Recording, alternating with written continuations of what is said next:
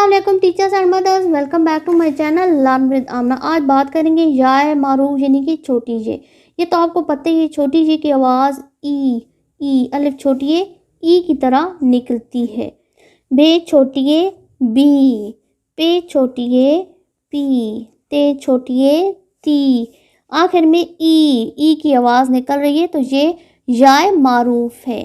Gym छोटी जी, चे छोटी ची, सीन छोटी सी, शीन छोटी शी, स्वाद छोटी सी, तोय छोटी ती, आइन छोटी ई, फे छोटी फी, काफ छोटी की। ये तो हो गया दो हरफी अल्फाज। दो से ज़ायद जाए मारूफ से बनने वाले अल्फाज। टे अलिफ टा, लाम छोटी ली, टाली। जीम अलिफ जा, लाम छोटी ली, जाली।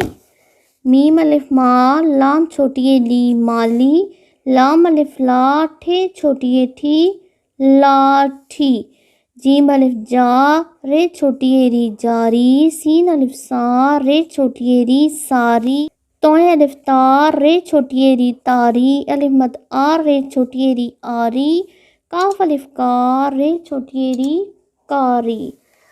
तो आई होप आपके बच्चों को याए मारूफ के बारे में अच्छे तरीके से पता चल जाएगा। अगर आपको ये वीडियो ये टॉपिक पसंद आ रहा है तो इसको लाइक करें, शेयर करें, बेल आइकन को हिट करें। मिलते हैं किसी नए सिलसिले के साथ। अल्लाह हाफिज़।